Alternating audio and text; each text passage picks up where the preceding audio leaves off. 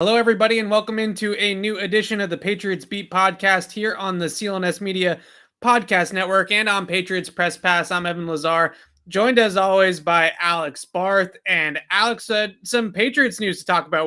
We were Yeah. going to open with the Super Bowl. We'll get to the Super Bowl a little bit later in the show. Plenty of Patriots news and notes. We have not talked since the weekend when Mick Lombardi and Carmen Brasillo, Patriots offensive assistants, went with Josh McDaniels to the Las Vegas Raiders. So we're going to get to that. But the news of the day here on Tuesday, the Patriots tweeting out a notice here today that they have promoted college scouting director Matt Groh to director of player personnel. So Matt Groh will now be the successor to Dave Ziegler, who was the successor to Nick Caserio. And when you peel back the curtain here of this decision to promote Groh and not go with a guy with a little bit more of a resume, maybe an Elliott Wolf, I think that this relates to the Caserio and Ziegler promotions as well, in that Matt Groh is one of theirs, right? He is somebody that, to use a Bain quote, he grew up in the Patriot way, right? He was born in it. He did not adapt it or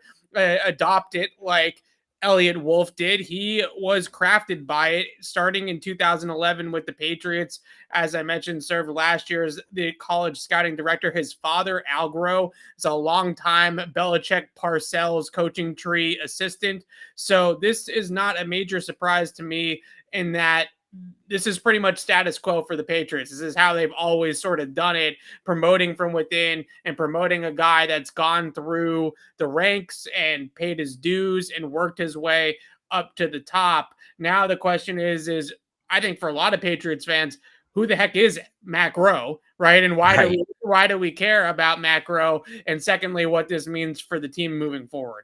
Well, the other interesting thing about it to me is that when they promoted Ziegler last year, right, when Caserio left, and Caserio had been the director of player personnel since 2008. So they hadn't had to make a move like this in a while. Ziegler's background was pretty much exclusively pro personnel, working in pro personnel. So that's players who are already on the roster, working with contracts, scouting other teams, things like that.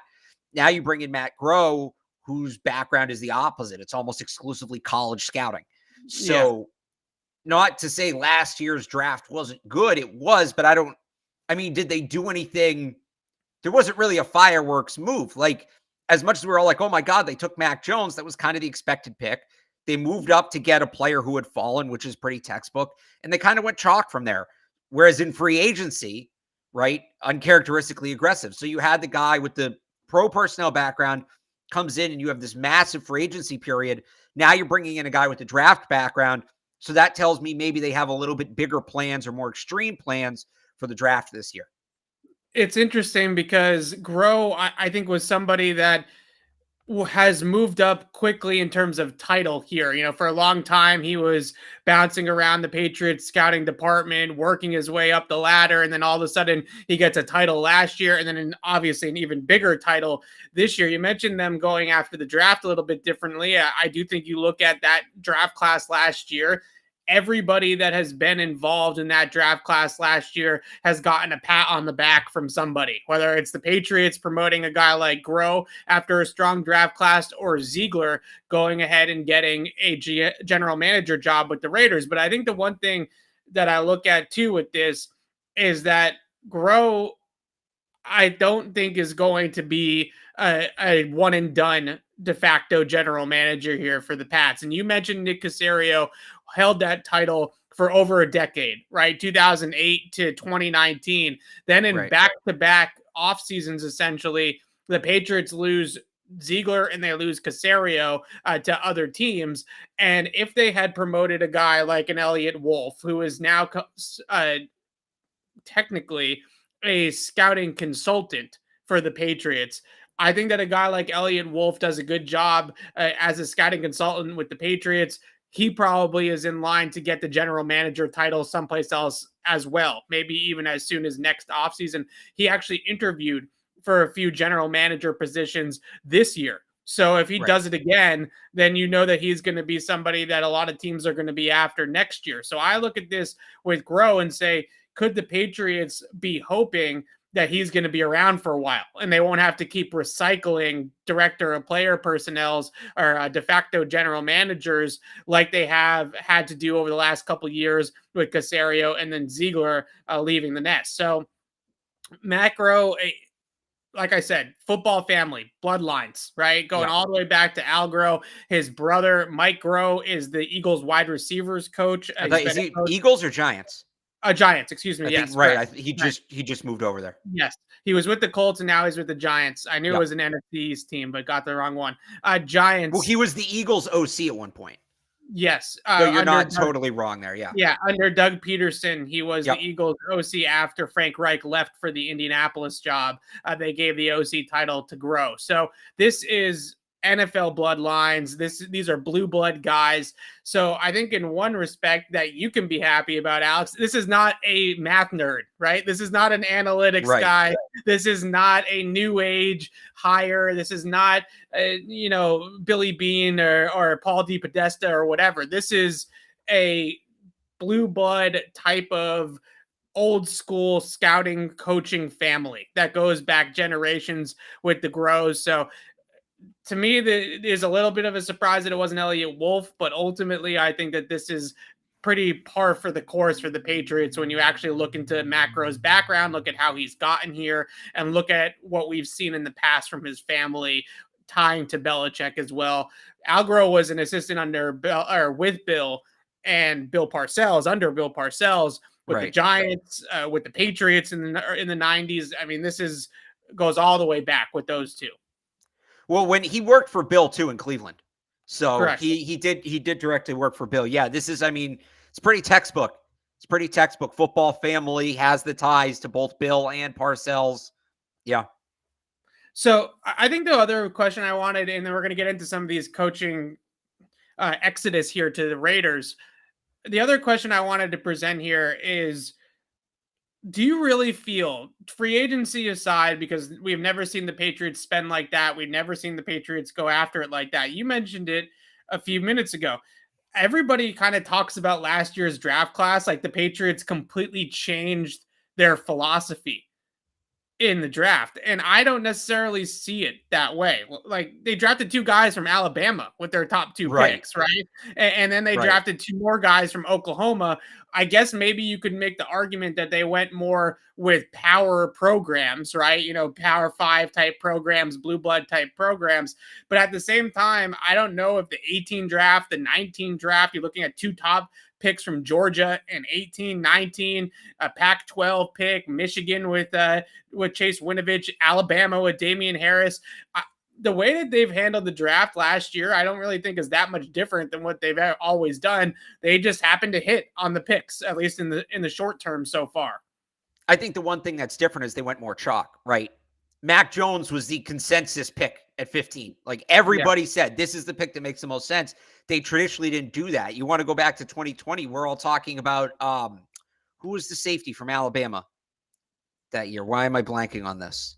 Safety from Alabama in 2020. Keep talking and we'll figure it out. Xavier McKinney. We're all talking about Xavier McKinney's going to be on the board. They're picking whatever it was, 20-somethingth. And that would have been the chalk pick. Instead, they moved down. They take Kyle Duggar. Ultimately worked out, right? But that had kind of been what they did. This time, all right, Mac is the consensus. Boom, Mac. Christian Barmore was falling, and he was another guy that was tabbed as a fit. Falling, boom, get him. They didn't beat around the bush as much, I guess is what I'm trying to say. I think they just kind of went for it. And I think that's a good approach. This year, it's a little different. I don't know that the draft. See, the thing is, I think the draft, the way it was structured last year, it benefited them to do that. It made a lot more sense to do that last year. I don't know that it makes as much sense this year. Again, just the layout of it. We'll talk about this a lot in the coming weeks, where the top tier of this class is probably 16, 17 players. And they're sitting there at 21. So they're going to need a couple of teams to significantly reach. If not, how different is the board of 21 versus 31, 35, 41? That's traditionally something they weigh. And some years it makes sense to weigh it. Some years it doesn't. It felt like they did it every year. This is a year it feels like that's where you weigh that. Yeah, we've talked about this a ton, and we continue to talk about it, and we're going to put it into practice once we start doing mock drafts and things like that and really show you guys really the position that you're wondering about is as bad as some scouts and certain people, and I think you and I feel at times that this quarterback class is. You just don't know how many teams are going to actually reach on a quarterback, right? Right. Sam Howell, whoever it ends up being, going higher Should than not be Sam Howell. Yeah, I'm just gonna say that shouldn't be Sam I Howell. don't disagree with you. I just am saying that that is always the valuable commodity. So if you're the Patriots sitting there at 21, you do hope that one of these teams gets foolish and takes a quarterback. I guess the draft last year was a little bit more chalk. I think Right. all of us expected if a quarterback was there at 15, given the situation at quarterback, it was very, very difficult for the Patriots to even think about passing on a QB. And it also just so happens that Mac Jones, who is probably the best stylistic fit out of the top quarterbacks, was the one that was on the board. So I can see what you're saying about it being more chalk, maybe a little bit more, what's the word, just standard, right? Or we're going to go with the brand names. We're going to go with the blue Right. chippers. We're going to go with the big time college prospects versus a Kyle Duggar or versus somebody like that. But Isaiah Wynn, Sony Michel, N'Keal Harry, as much as he had his issues with the Patriots, those guys were blue chip, big time prospects as well. Was N'Keal was like the 4th or 5th receiver on the board, though. He was a consensus top 50, top 60 player. Yeah, I but think remember, he was the second receiver off the board. There was obvious conversations about where they picked him relative to the rest of the receivers. Right. I would agree with that, but I don't think anybody thought that there was a big talent gap at the time between some of those guys. And I don't think it was a major surprise at the time that the Patriots took N'Keal Harry where they took him, maybe over AJ Brown. That might have been the one that was a little bit of a head scratcher, but the days, like I see in the chat about Jordan Richards. When's the last time the Patriots took a Jordan Richards, right? Like, when's the last time they've really 2019, Jawan Williams. I don't think that Jawan Williams is in Jordan Richards' category. Like, Jordan Richards was a guy that most people had pegged as a third round, day 3 pick. Oh, I get what you're saying. Okay. And look, even some like Deron Harmon was supposed to be undrafted, so some of those work out. But yeah, you're right. They have done less of that. I would agree. Yeah, I don't know. I think the mantra that Belichick always takes a guy that's supposed to go in the 6th round and the 2nd round. I don't think they've really done that in years. I think they've learned in a lot of ways from some of those picks. Jordan Richards, I know Cyrus Jones was supposed to be a much better player than he turned out to be, but maybe even a guy like Cy Jones, who was drafted big in part to return picks, right? That was about where Cyrus Jones was supposed to go. Somebody said Duke Dawson in the chat. I think he might be one. I'm going back. Jordan Richards is 2015. So the next year is Cyrus Jones. Then they have that draft where they don't have any picks in the top 100, basically. Right. And then they took Duke Dawson the next year, and then you get into the N'Keal Harry draft. So maybe Duke Dawson. I don't really remember what his draft stock was. I can find it. Like a top 100, top 150 player and a Florida guy, right? So still a big time program player. I think that one was a little bit more of a surprise, but it certainly wasn't Jordan Richards, right? I don't think that we've actually seen them do that in quite some time. Will be interesting to see what this means, though, for their draft process. Whenever you promote a guy that has a really heavy background in college scouting and in the draft, you do think that that will put a heavy emphasis on his plate of what exactly they are doing with the draft.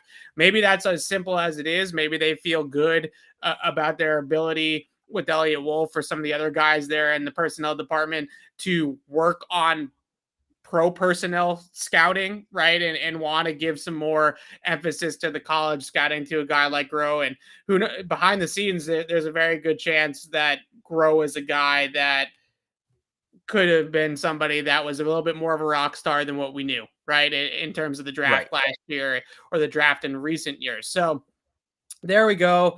That is, By the way, just to you want to go all the way back to Razai Dowling and Ron Brace and Darius, but like these picks are 15 years ago, guys. Like, the scouting process was completely different. For the record, Duke Dawson, according to NFLmockdraftdatabase.com, was the 78th player on the board that year. The Patriots took him 56th, so maybe around early, but that's not totally off. Unfortunately, it ends in 2016, so we can't go back to 2015 and see where Jordan Richards was on the consensus big board. But yeah, no, Duke that one I Dawson, a remember. little bit of a reach, but not spectacular. Maybe half a round around. I will never forget Mel Kiper's reaction and the panel's reaction when the Patriots took Jordan Richards, right? I mean, that was the guy that they had all put in like the 6th or 7th round. Right. And, well, there was this weird in the second. There was this stretch. I remember somebody made note of this where, because they have all the highlight packages for all the players, right? Like the ESPN does.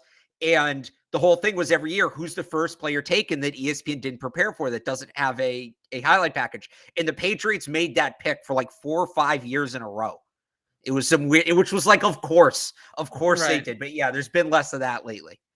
Okay. All right. Let's give a shout out to our friends at LinkedIn. You can use that URL right there, linkedin.com/beat, to post your first job for free. It's a new year, but it's feeling harder than ever to find and hire the qualified people you need, especially for small businesses. That's where LinkedIn Jobs comes in. They make it easier to find the people you want, to talk faster and for free. Create a free job post in minutes on LinkedIn Jobs to reach your network and beyond. The world's largest professional network of over 770 million people. Focus on candidates with just the right skills and experience, and use screening questions to get your role in front of only the most qualified. Then use the simple tools on LinkedIn Jobs to quickly filter and prioritize who you'd like to interview and hire. It's why small businesses rank LinkedIn Jobs #1 in delivering quality hires versus leading competitors.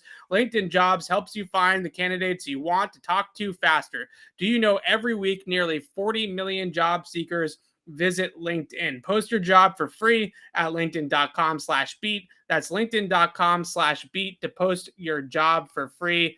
Let's talk about the coaching staff. A lot of procedural things going on over in One Patriot Place the last couple of days. Alex, we were not on the air during the weekend when Mick Lombardi and Carmen Brasillo, the announcement at least came out that they are going to the Las Vegas Raiders. Carmen Brasillo making a lateral move to become the offensive line coach of the Raiders. That's a pretty big one to me. Offensive line coach is an underrated spot on the staff, right? One of the most important positions, right, I would say, on the coaching staff, especially for out of the position coaches. So Carmen Brasillo goes to the Raiders as the O-line coach. Mick Lombardi gets the promotion. He is going to be the offensive coordinator of the Raiders. Obviously, Josh McDaniels is the head coach. McDaniels is going to run the offense. He's going to call the plays, but Mick Lombardi is going to technically have the offensive coordinator title. So as the dust settles, Alex, the Patriots need a new offensive coordinator, which they may or may not actually have by title.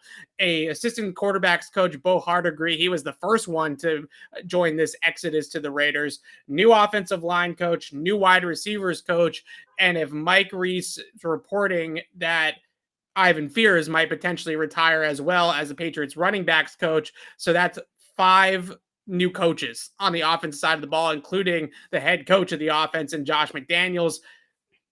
We're going to get to who could replace them and all those kinds of things, but how worried are you about all this movement? I mean, this is pretty significant. Yeah, no, it is. I mean, I think to phrase it another way, you mentioned that it's 5 coaches. I know people think that it's a big staff, but last year when the Patriots, they announced their coaching staff before the spring every year, they had 9 primary offensive coaches. 9. 4 are gone, and then we'll see with Fears. That's over half the staff if Fears leaves. That's over half the offensive staff that you have to replace. Right. That's a big deal. And look, if Tom Brady's still here or a veteran quarterback, obviously, it's another conversation. But clearly that coaching staff worked not just for Mac last year, but you look at what they did. They took an offense that, if not rookies, a lot of guys who were new in the program. You had all the free agents they signed, right? Hunter Henry, Kendrick Bourne, guys like that. They turned them into the 6th highest scoring offense in football. Yeah. So this was clearly a group, like a lot of that's coaching. Obviously, they had a lot of talent, but that's coaching. This was a group that worked. And you got to worry about the development of the offense as a whole. And I think specifically Mac Jones, now that essentially they have to sort of reset things. They have to kind of go back to square one. So, yeah, this is a big deal. And I said it when we talked about McDaniels and Hardegree leaving, right? To me, the offense coordinator, that is who it is. I don't think they're going to change the overall concept of the offense, whether it's Nick Caley whether it's Joe Judge, even if they bring back Bill O'Brien, I don't think there's a massive change coming to the way they structure their offense. The bigger issue for me right now is go get a quarterbacks coach, a dedicated quarterbacks coach who knows what he's doing, not Adam Gase, somebody who can work with Mac Jones and continue that development. I think in terms of the coaching staff right now, that is the most important next move they can make. I would agree with you because I think there are some internal candidates that can replace some of the guys that have departed to the Raiders Right. in other spots. You look at wide receivers, obviously Troy Brown is the easy choice, I think, there to become the actual wide receivers coach. Currently, he's wide receivers / returners. We've also seen him work with running backs in the past, but he's going to be a wide receivers coach as he should be. And I look at it and say, you can definitely replace a guy like Mick Lombardi with Troy Brown. And I honestly think that when this kind of came to fruition, that Josh McDaniels and Bill Belichick, I am sure, had a conversation, and Bill said, here are the 3 or 4 coaches I feel really strongly about keeping. Like, I don't want you to take these guys. I don't think that this took anybody in Foxborough by surprise. I don't think that this was Josh McDaniels sticking it to Bill Belichick on the way out and stealing the assistants from under his carpet, right? I think that they knew who was leaving. I think they knew who they were going to promote to replace. And similarly, how we've seen with Matt Groh in the front office, Dave Ziegler gets the job as general manager with the Raiders. The Patriots don't bring in an outside hire to be their director of player personnel. They just promote from within. So guys like Troy Brown, I think everybody should know the name Billy Yates, who's the assistant offensive line coach under Carmen Brasello. Dante Scarnecchia trained, has been a player in Dante Scarnecchia's system and a coach with Dante Scarnecchia. So somebody that, again, that has been through it, has been through the program, understands what the Patriots are asking them to do. So Yates, offensive line, Troy Brown, wide receivers. Whether his role is more taking on an offensive coordinator responsibility or not, Joe Judge also has experience coaching receivers. Maybe not the best track record there in 2019, but certainly has some experience doing it in the Patriots system. So maybe he helps out a little bit. But you try to see all those other positions and all the other possibilities. You feel good about it. But like you said, the 2 most important parts of that staff arguably are quarterbacks coach and play caller, and we still don't really know where they're headed in that direction. How do you feel though about wide receivers, Troy Brown being the next guy up there, it seems, and obviously a guy like Billy Yates being the offensive line coach? I mean, they're both former players. Yeah, I don't think Yates' career was very long, but they're both former players. I think there's something to be said for that. I think those, the Patriots haven't always had former players as coaches, but I think there's a benefit to that, especially when you have a younger team, which the Patriots kind of have. You have younger coaches, and I think that kind of works out. So, yeah, I'm into, again, I actually think for the most part, they'll be all right because Vinny Sunseri coached running backs last year, so he's picking up for Ivan Fears. Like you mentioned, Troy Brown was in the building last year. Billy Yates was in the building last year. I think they're relatively okay with those. The bigger issue for me is the quarterback's coach. That to me is the one that that's the one that scares me. Yeah, I am scared about the offensive play caller / quarterbacks coach. I think in the past, the most successful teams with it have had those 2 guys essentially be the same person, right? You have the offensive play caller is more or less the guy that's working the most closely with the quarterback week in and week out. The grass is not always greener, right? We talked about this. I think a lot of people wanted to see Josh McDaniels gone. I think a lot of people wanted to see some new perspectives, some fresh ideas on the offense. I still think that's possible. Today, I did write about Joe Judge and what he did with the Giants offense and what they were able to do that was successful with Daniel Jones, even though they weren't a good offense overall. There are some different wrinkles from that Giants scheme. There are some different things that I did like RPOs, some of their 2 tight end sets and packages. But at the end of the day, that is ultimately going to be the biggest question mark heading into the season is who is going to be calling plays on offense, who's going to be coaching up Mac. I don't know where we go with that right now. I think it would have been very easy for us to sell to everybody if Bill O'Brien was coming back that he was going to be the guy, right? But at this point in time, there's still so much uncertainty. I would also mention, though, that we are recording this show on February 15th. The Patriots don't play a meaningful game for 7 months. So there's still plenty of time to sort this out. And you don't get into minicamp and OTAs and all those types of things for a while here. And I would say that you just be a little bit patient, right? This could work itself out and will work itself out eventually. And you got to be a little bit patient and see what they end up doing. Yeah, the one thing I push back on the 7th month thing, and look, they don't need to necessarily hire the guy today, but I don't think you still want to be sorting this out during OTAs in the spring. No. Right. I think you have to get this done realistically by the draft, maybe free agency, because that may impact free agent decisions. If they don't know who their position coach is going to be. And look, you're not probably signing a quarterback in free agency outside of maybe Brian Hoyer, but if it's an offensive lineman, if it's a wide receiver, they may want to know who their position coach is going to be. That may factor in. So again, I don't think it has to be done today, but I think they don't play a meaningful game for 7 month thing. So 7 months thing is kind of understating the urgency at the same time. Oh, I think it's an urgent situation. I just think that a lot of people right now are jumping off the bridge because of the moves that happened over the weekend with the Raiders and saying, look at the Patriots staff. How are you not freaking out about this? I'm not freaking out about it because we still haven't seen Bill Belichick's move yet, right? I mean, Joe Judge is one of them, but I think that there's still multiple moves still here to come. They're going to rework the staff. They're going to figure things out. There's also a very good chance that Bill Belichick himself takes a more hands-on approach with the offense and maybe coaches the offense and Mac Jones himself in a lot of ways. That's what Mike Lombardi threw out there after all these moves happened, that Belichick might actually just be his own offensive coordinator, right? And I don't think that that's a terrible strategy. I don't think that that's something that I'm going to scoff at, that if Bill wants to coach the offense, he's Bill Belichick. I'm sure he could coach offense if he wants to coach offense. So let's see what they do first before we all start jumping off the Tobin and freaking out that they don't have anybody to replace Josh McDaniels or the quarterback's coach or what have you. My point is that Bill Belichick is one of those people that has always got a plan, right? He's always got a plan. And I don't think anything truly takes Bill Belichick completely by surprise. I don't think that Josh McDaniels leaving to the Raiders, I don't think the coaches that Josh McDaniels took with him to the Raiders took Bill Belichick by surprise. I think he knew what was coming. He's probably been planning for it. He's probably been prepared for it. Now let's go ahead and see what his moves are. If his moves are to move Matt Patricia over to offense and have Joe Judge be the de facto OC, then we can talk about how terrible of a situation it is for Mac Jones. But we still got some time, I think, until we figure out if that's exactly what is going on.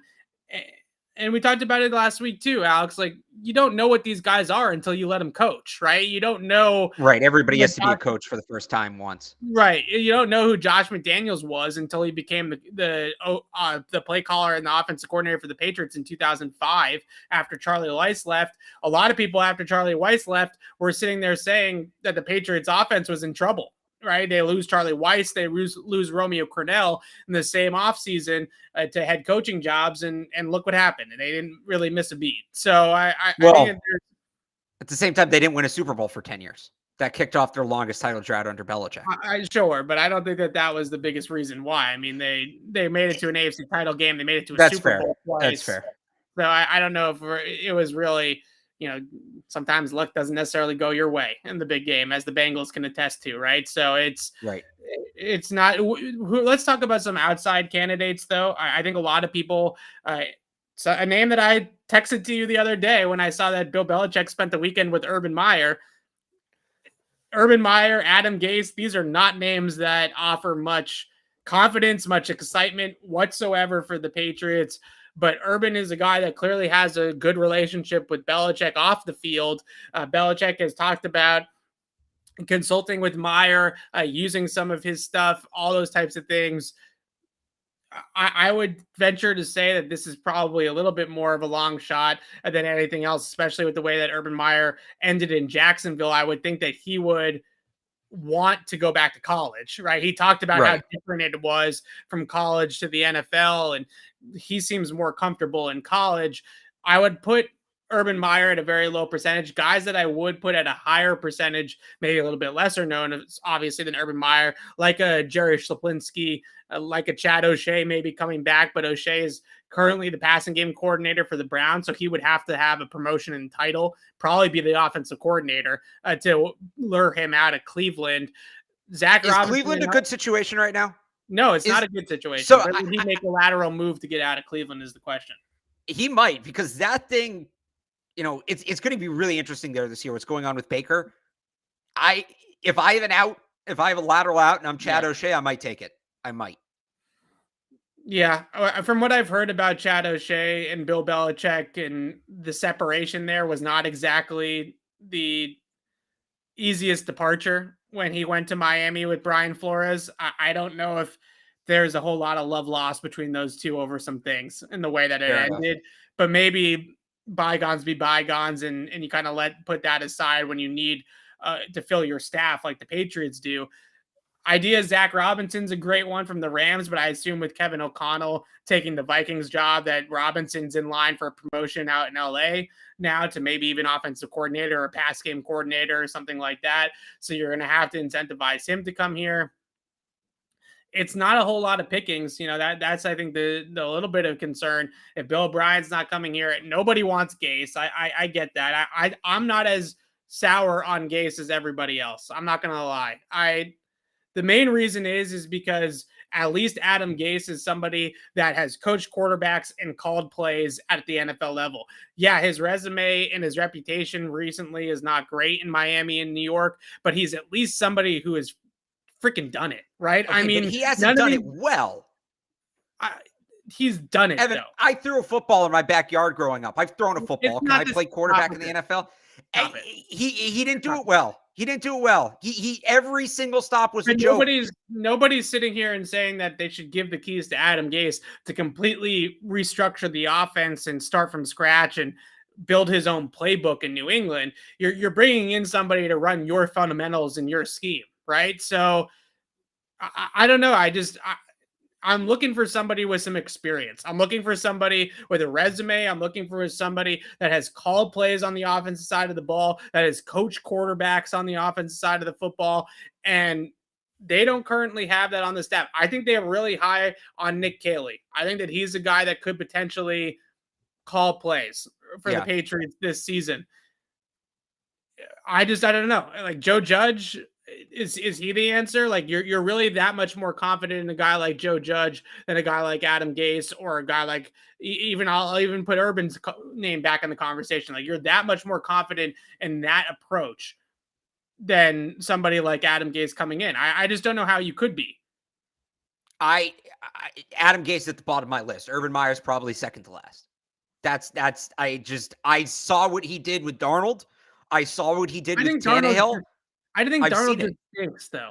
He's not that bad. He's not that bad. I think he is, Alex. He got I'm blanking on his name, of course, now. The guy that got hired by the Bills as their quarterbacks coach, he got Joe Brady fired.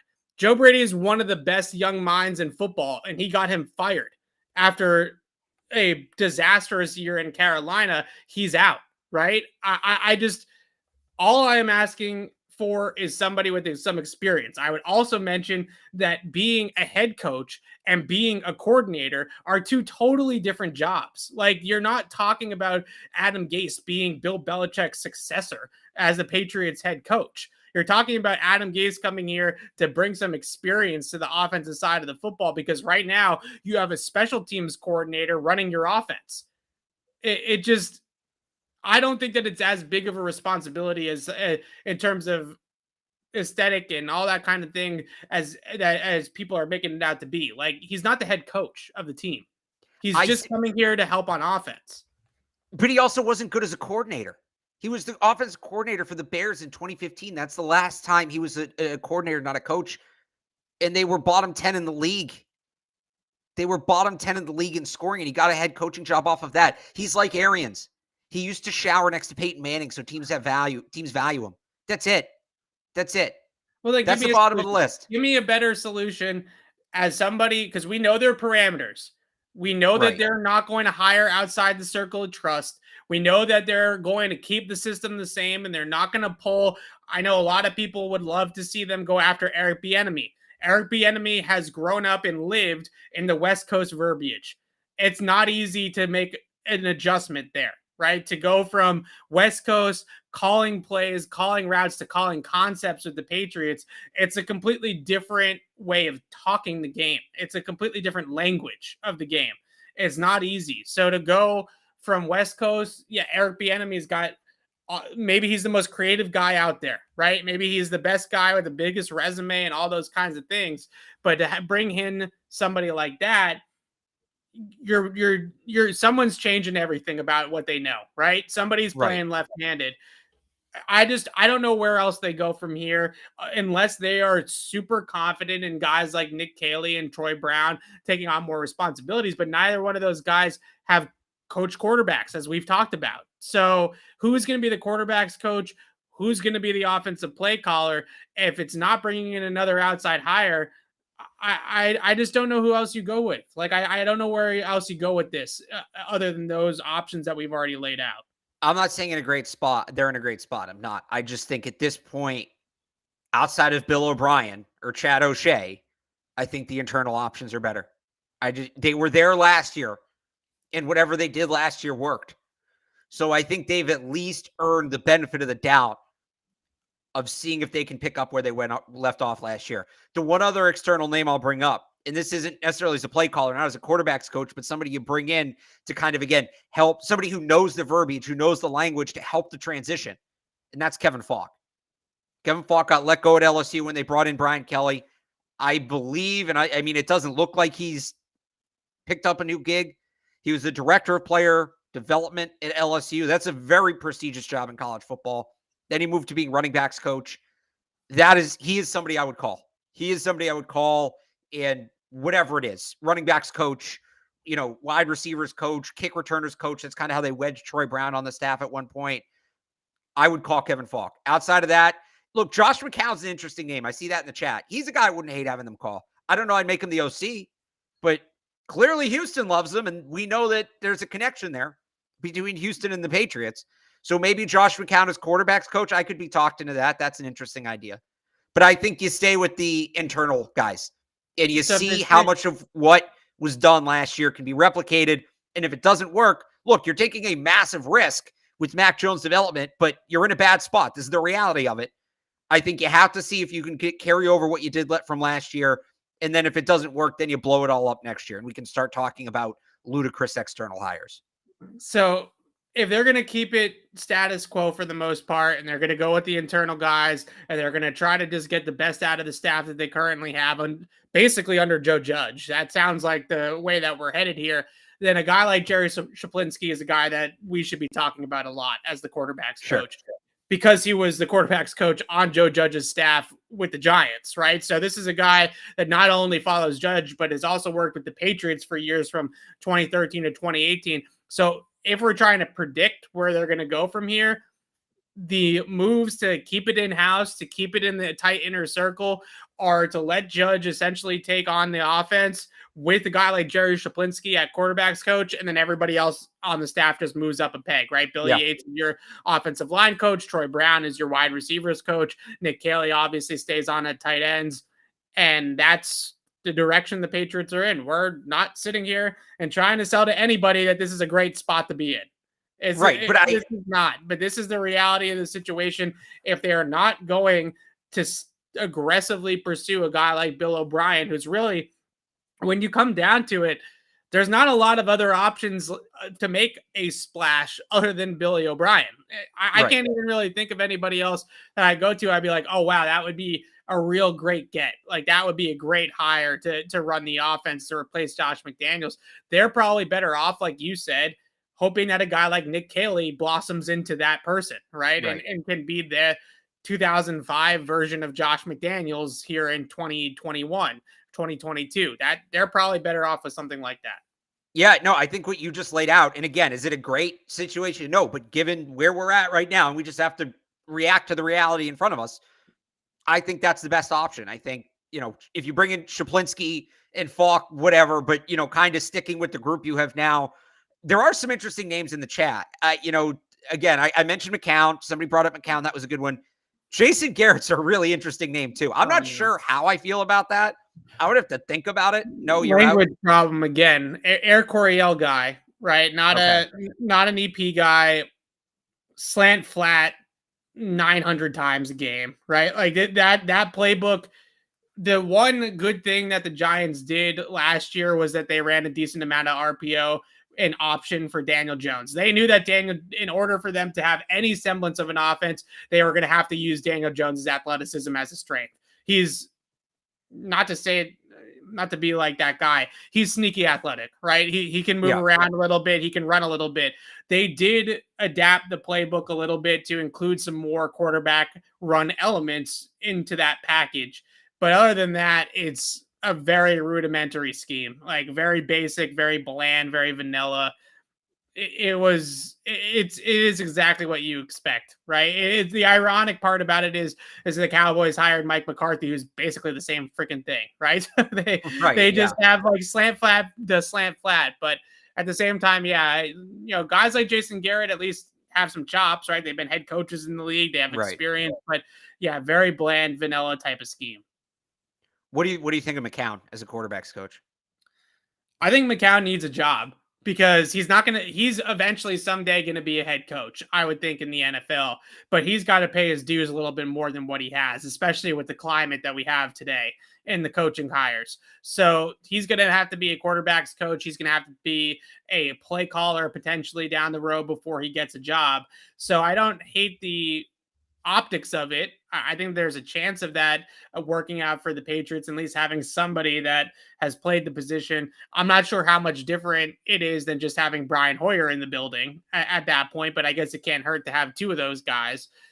I would say when it comes to max development, if they keep the playbook exactly the same and they keep the structure of the offense exactly the same, I'm more concerned about who Mac Jones is working with in the offseason than who he's working with during the season. Is he with Jordan Palmer? Is he with Quincy Avery? Is he with Tom House? Like, is he with these guys? Is he working out with quarterbacks coaches, mechanics coaches, guys that will maximize velocity and fine tune his mechanics to get the most out of his arm strength and those types of things? I think that they're going to keep it pretty much chalk for Mac in terms of what they're actually going to be running when he gets in there next year. But the question is how much work is Mac going to actually put into himself, into his body, into his mechanics in the offseason? That's, I think, a bigger question for me than who they're who they're going to have running quarterbacks, because I think they will bring in somebody that has some experience doing that. Yeah, I think that answer is the most important hire right now that they can make, is who is that person, regardless of what Mac does over the offseason. Yeah.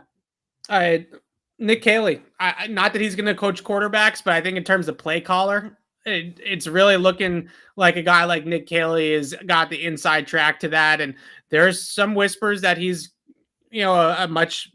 a very capable offensive mind. So somebody that might be able to be the guy that Patriots fans want. I know a lot of Patriots fans, as David here in the chat, how many times did we hear this last season about Josh McDaniels, Alex, right? The Bolden third down runs and the unsuccessful plays on early downs, or the lack of aggressiveness on early downs. We heard what David's saying here all season long. The question is, was that McDaniels?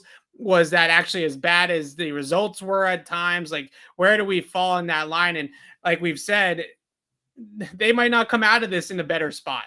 This might actually make them worse, and potentially significantly worse, if they don't put the right guys in order. So a lot to still work out with the coaching staff. I know we wanted to touch on the Super Bowl just a little bit, but it's important to continue to monitor these things. And I'll continue to argue that Adam Gase isn't a total disaster of a hire if it does happen, and you guys can get all mad at me. But he might be the worst NFL coach in the last 20 years. Head coach, maybe. All right. Let's talk about the Super Bowl. Are you the refs job the Bengals and that's why they lost kind of guy? Or are you somebody that's crediting the Rams and how they put this whole thing together? Yeah, I can't do the refs thing. I can't. These people are saying this is the worst officiating. Go back and watch Super Bowl 40, right? Is it 40? The Seahawks-Steelers one, do you know what I'm talking about? Yeah. Where Ben Roethlisberger is very clearly down on the 2-yard line and they call it a touchdown. Like, this was nothing. Also, they missed the call on Higgs, right, earlier in the game. Just it all evened out in the end. I really think it all evened out in the end. So I'll say this. A lot of people didn't like that game. I loved that game. I really enjoyed, because you got a little bit of everything. There was, like, it was an offensive shootout for a little bit. You got some defense. Things got a little weird. I really genuinely enjoyed that game as a football game. I did. I'll say that. And I think, what's the big takeaway? And Evan, you're going to love this. Okay. And I think we've honestly gotten the same lesson from the last 2 Super Bowls. I just think this year it was a little more stark. You got to have a quarterback, obviously. You got to have a quarterback to get there, like a legitimate quarterback. Weapons are important. You need guys from to throw the ball to. But if you don't have time to throw, none of that's going to matter. And you saw it in that game, because the Bengals, for all the skill position talent they have, when Aaron Donald and Leonard Floyd and those guys pinned their ears back, didn't matter.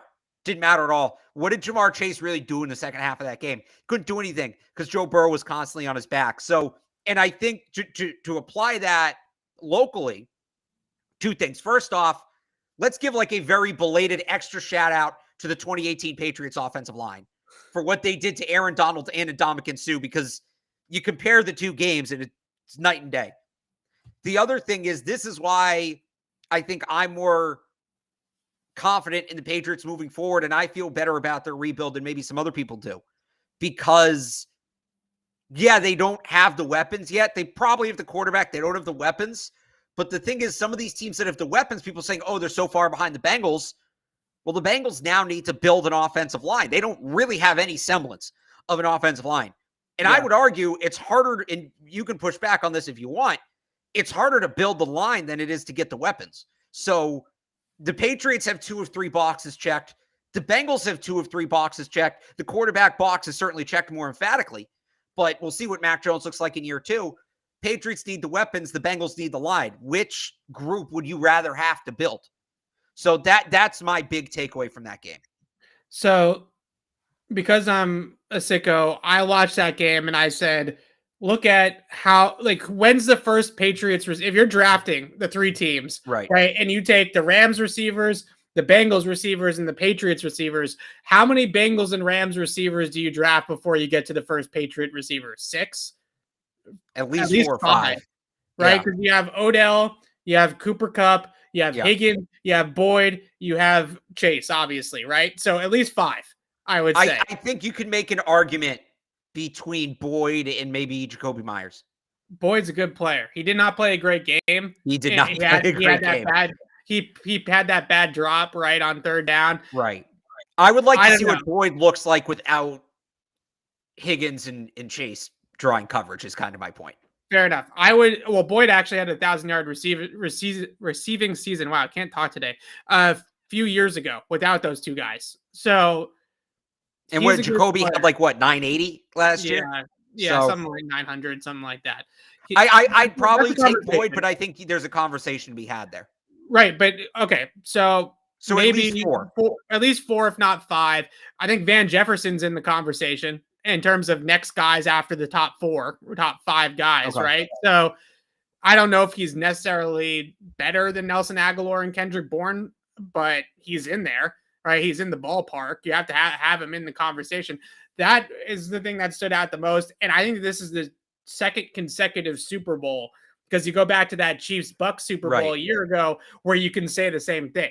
How many Bucks and Chiefs wide receivers are you taking before you get to a Patriot receiver in a draft? That is the number 1 thing that stood out to me, because the number 2 thing that stood out to me was coaching, honestly. Offensive line too, but in a lot of ways, I think those 2 things go hand in hand.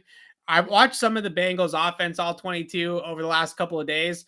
I got to tell you, that Zach Taylor offense, their passing system has no rhyme or reason to it whatsoever. Like, they're not, I don't even know what, like, they get so much, because Chase and Higgins and those guys are just so darn good. They honestly transcend the scheme in a lot of ways. It's like, just raw talent.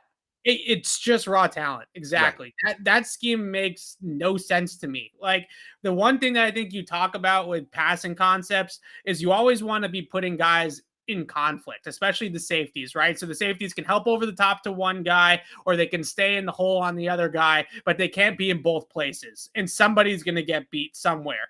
That offense doesn't put anybody in conflict. Like, there's no conflict. I don't even know what route combinations they're running. A lot of times when I watch an offense, even a offense as sophisticated as the Patriots or the Rams or the 49ers, I can say smash concept, right? Haas, right? Like, Right. you can call it out. You can see, oh, it's corner flat, it's this, it's that. With the Bengals, it's like playground. It's just people running up the field and trying to make something happen.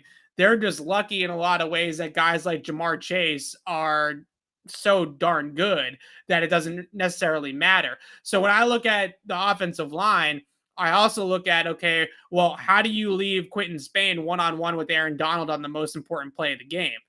So, Right. as bad as the Bengals offensive line might be talent-wise, a lot of these things, if their passing system put defenders in conflict, actually ran actual route combinations that I can explain or put some rhyme or reason to, if their coaching was better in terms of their protection schemes and they're not running 5 wide empty 5-man protections and asking Quentin Spain to block Aaron Donald on the fourth in the Super Bowl, then maybe I could have some justification there with the way that they ran things. So ultimately, I looked at this game and I said Zach Taylor versus Sean McVay was a huge, huge mismatch. And that's a big one too for me. I think that also kind of, speaks to the offensive line as well, the Bengals, but I can't do the refs thing either. It just drives me crazy. And I know you hate the math, Alex, but I pulled up the win probability chart for you, and they do a really nice job at rbsdm.com. You got to be careful how you say that one. They do a really nice job of putting the top 10 plays of win probability in a chart for you, right? Just the top 10 plays that affected the game most. The Logan Wilson hold is not on the top 10. It's Yeah. the 13th or 14th most important play in the game, right? And I get the timing of it was bad. I get that people are frustrated that it played a role in the way the game ended. I know a lot of people are caught up on the Rams offensive line false starting and them not calling that either. But ultimately, there were 10, 12, 13 plays that stacked up that were more important in the sequence of the game than the Logan Wilson hold, right? So Yeah. I have a really tough time getting all worked up about the referees. I do think the league, to kind of segue this forward, the league does have a problem with consistency with the referees, right? Like, I do think that they need to be more consistent week in and week out with the calls. A lot of it's judgment. And if Logan Wilson's got his arm wrapped around a Cooper Cup, one ref might call it a hold, one ref might let it go. It's a tough line to walk. Do you think the league, though, overall has a officiating problem? Like, are you one of those people that's ready to truly call this a big issue? Yeah, I felt that way for years. I don't think, it's funny to me with the officials. Through the first 3 quarters of that game, everybody, on Twitter and the people I'm watching with, the officials are staying out of it. I can't believe this. This is great. And then the officials insert themselves, and everybody's like, I can't believe this happened. When you're Yeah. spending the first 45 minutes shocked that it's not happening. I want to go back to the coaching you talked about there real quick. Yeah, Yeah. Zach Taylor had a rough game. On top of that, can we stop pretending that McVay is some kind of innovator, some kind of new age, whatever it is? He didn't coach great. He did not have a great game plan. And look, losing Beckham certainly hurt. But Yeah. I just think overall, I think overall, he was not great in that game. That is the play calling really until that last drive was incredibly uninspired. And again, I know they lost Beckham, but if McVay is this otherworldly coach, if he's supposedly the best coach in the league, which is what some people want you to believe, then he would, with all that offensive talent, he would be able to overcome losing Odell Beckham instead of just constantly running the ball up the middle for 1.5 yards on every play. So ultimately, he got the ring. He did. I'm not crowning. I said this after the Super Bowl in 2018. I'm not crowning Sean McVay. I'm not crowning Sean McVay. I still don't see what all of you people who are trying to convince me that he's special see. He had that one good year. I don't know if everybody figured it out. I don't know if he's necessarily the most special play caller that has ever walked this earth. Like, I think a guy like Andy Reid's a better play caller than Sean McVay is. But in terms of the structure of the way that they build their passing system in particular, and then marry their passing system to their play action runs and their base runs, they have a very sound scheme. It's very complementary, and it's very difficult to defend because they have a lot of answers to things, right? Like, when you do one thing, we have something else on the backside of this that we're going to be able to go to. Or we know that your safety, I think one of the best things that he does is he game plans complements into his offense, right? So he knows like your safety is going to do this, right? Your safety is going to rotate in the box and play robber. So we're going to high-low him, right? We know what you're going to do with your defense. We know how you're going to rotate from too high to single high. We're going to high-low him. Matthew Stafford's going to no-look pass it to Cooper Kupp and hit a big play, right? Those are the types of things that I think that he does that when you get into the nitty-gritty details of exactly how to call an offense and how to run an offense, Sean McVay is one of the best at it. He is extremely good at putting defenses in binds, putting them in. I was talking about Zach Taylor not putting guys in conflict. Sean McVay is Mr. Conflict. Like, guys have all sorts of run pass conflict, misdirection conflict, high-low, or horizontal stretch conflict. Like, those are the differences between a guy like McVay and Zach Taylor, is that his scheme makes sense. His scheme is terrific at adjusting, at game planning, at stressing defense. And maybe that doesn't come up in every play call or every game plan or whatever, but from a week in to week out perspective, it's really, really good stuff. Look, I'm not saying he's a bad coach. Okay, he's a good coach. He's one of the better coaches in the league. But the people who, what is he now, 4 years in, 5 years in, are trying to tell me that he's already reached Andy Reid's level, Sean Payton's level, that he's one of the greatest offensive minds of all time, and one of the greatest coaches of all time. The people who, even before he got this ring, were saying that he was the modern Belichick. I still don't see what those people see. He's a good offensive mind. He introduced some new things that were unstoppable for a year until Belichick figured them out, and then everybody copied it. Good coach. Good coach. Then he's top half of the league. But then he's adapted. I think that's the other thing with him that you're not giving enough credit. Like, he's adapted. Yes. They've turned into a lot of empty, right? They ran a lot of empty in the Super Bowl. Right. When they played the Patriots in 2019, they were heavy condensed all the time, right? And I say they're not really heavy. They were 3 wide receiver, but they were condensed all the time. They still run condensed. They still ran plenty of that in the Super Bowl. But then when it wasn't working, last drive of the game, they clear it out, right? And they go more spread. That wasn't necessarily something they did in 2018. I agree with you. I don't think that he is Andy Reid yet. I don't think that he should even be talked about in Bill Belichick's. That's what I'm saying. The people who want to already put him in the Hall of Fame. John Gruden, I think, has been a really good comparison for him. I'm not talking about the John Gruden we know now, right? Talking about the John Gruden with the Raiders and the Bucks. Now let's see, like John Gruden, he won one and then kind of faltered, right? Just like Sean McVay did. Let's see what Sean McVay does now. That's all I'm saying. The people who are already putting Sean McVay in Canton, relax. Like, good coach. I think most teams in the league would be happy if they hired Sean McVay as their coach. He's not a generational coaching talent. He's not even close yet. Like, that's the talk we need to push back on a little bit. Fair enough. I think that he's, for somebody that loves to watch offense and loves to break down the scheme of offenses and things like that, he's one of the funner tape studies in the NFL. Let me ask you this. So the guy you described, so, in terms of play calling, in terms of sequencing and play designing, he's brilliant. Yeah. The play calling's inconsistent. Would you say that's an accurate description of Sean McVay? Sure. I think in some games he's hot, some games he's not. I think that's true for pretty much every play caller. So, excellent play designer, excellent at sequencing plays together. The play calling is hit or miss. What's the difference between Sean McVay and Josh McDaniels then? Not much, honhonly. Like, I think that there you go. That's how I've always been so high on Josh, though, right? Is because does a great job of doing if you talk to people that game plan against Josh McDaniels offense or Sean McVay offense, what they constantly do is they take the guy with the most run pass responsibility on the defense. Who's the guy that has the most on their plate?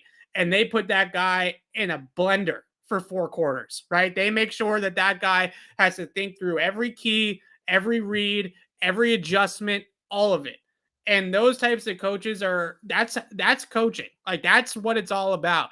You can go out there and you can roll out Jamar Chase and T. Higgins and Tyler Boyd and Joe Mixon and put up points with Joe Burrow as your quarterback because your offense is so darn talented, like Zach Taylor did all season, or you can coach, right? And a guy like Sean McVay coaches. A guy like Kyle Shanahan, for all of his flaws, coaches. Josh McDaniels coaches. Is it always perfect? No, it's not always perfect.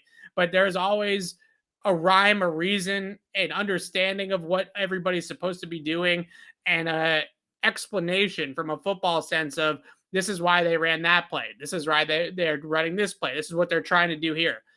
Those are the types of guys that I always look at and say, you know, I want that for the Patriots. McDaniels was one of them. He walked out the door, unfortunately. And that's what I think why, to bring it all back to the Patriots, we're also worried about this offensive coordinator situation, is because for all of his flaws, for all of his Brandon Boldens and screen passes on 2nd and 20 and all these types of things, we could watch Josh McDaniels' offense on Sundays from a schematic perspective, maybe not a game plan or a situational perspective, but from a schematic perspective, and see an NFL offense, like see what we want to see in terms of what they were doing as a group.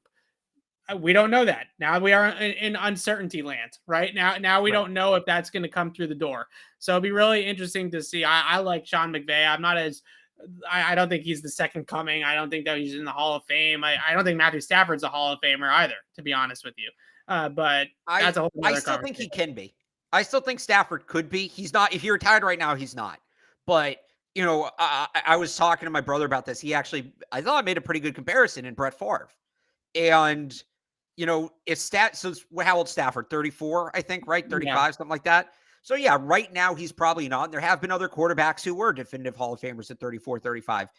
Stafford plays another 6 to 8 years like this, like Favre did, then yeah, I think the longevity becomes enough where you overlook some of the rough years, and it's just impressive how long he played at a high level. So that's been an interesting conversation. Stafford, if he retired today, not a Hall of Famer by any sense, but I don't think the door is shut where he can never be one either. So last thing here on the Super Bowl, and I'm going to wrap it up. The other conversation that I find really fascinating is everybody that has expected that Joe Burrow is just going to make it back to another Super Bowl. You know, the odds are very much stacked against him, right? That he's going to make it back to another one, especially when you lose the first one. I think the automatic assumption is young quarterback, really good player. Assumption is that he's going to make it back. Aaron Rodgers still hasn't made it back. Drew Brees only made it to 1 Super Bowl. Russell Wilson goes to 2 back-to-back, still hasn't gotten back there since, right? I mean, we can go right down the line. Evan, I'm old enough to remember when Jared Goff was going back. Right. I mean, there are guys like Peyton Manning and Tom Brady who are generational all-time greats that did make it back. John Elway made it back. But now we're talking about top 5 quarterback, Hall of Fame quarterbacks of all time, right?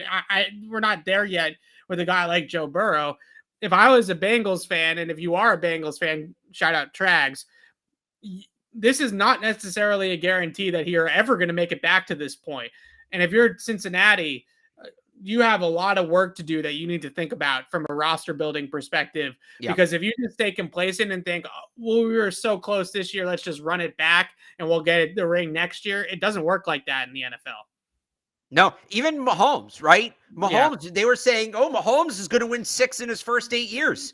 He got back one more time, lost, and now then this year he didn't get back. The other thing you talk about work you have to do, Joe Burrow's not going to get back if he can't stay healthy. You got to protect him. You got to figure out, like, I'm still waiting for the report that he played the 4th quarter of that game on a torn ACL. That's what they said like, it was right? They said there was no serious damage. Yeah. But it easily could have been, right? It easily could have been. You've got to protect him long term. They need to invest heavily. I saw Doug Kai did for PFF. I actually got a good laugh out of it. Did a full offensive line mock draft for the Bengals, and they kind of do need to do. They might need some new corners too, but right. It's not a guarantee to get back. And the AFC is stacked, as we've talked about. The AFC is loaded. Yeah. It's not that simple. And look, am I saying Joe Burrow will never make another Super Bowl? No, he's incredibly talented. And assuming they keep him healthy, he should be able to play for 8 to 10 years at least. But right. Yeah, and I mean, Andrew Luck's a good comp. Andrew Luck obviously never got there, but he Made it never to a really title game. right. He never really got to be the player he was supposed to be because he wasn't protected. I think with the Bengals specifically, that conversation of going back with Burrow is so interesting because they got to keep him healthy. They've got to keep him healthy. It's a really interesting conversation because that's always the narrative that comes out after a young quarterback like Joe Burrow loses the Super Bowl. Oh, he'll be back. Don't worry about it. It's year 2. They got a long runway with this guy. And more times than not, actually, the vast majority of the time, they never make it back. That was their one chance, and they never make it back. Joe Burrow could buck that trend, but we'll see. It's going to be fascinating to see what the Bengals do, if they can continue this, if this was just a Cinderella run or what the case may be. But the Patriots, all sorts of changes going on in Foxborough right now. Matt Groh, so we mentioned at the very top of the show, we talked about Groh. We talked about his background. If you want to go back and listen to that and get a little bit perspective on the Patriots' new director of player personnel. The Patriots offensive coaching staff still in absolute shambles. Alex and I will continue to monitor it, continue to talk about it here on the Patriots Beat podcast. We'll be back on Thursday. We were going to do a mock draft. We might be a little bit too soon for a mock draft. Unfortunately, we looked into some of the simulators. We don't know the full draft order yet. It's not as easy as we thought it was going to be. PFF's also missing half the players, not just punters, like wide receivers. Yeah, so we might have to go with another Q&A on Thursday, but we'll definitely do a show on Thursday. We'll talk more about all these types of things. So we'll see you guys then. Thanks so much for listening. For Alex Barth, I'm Evan Lazar. Thanks for watching, everybody. We'll see you Thursday.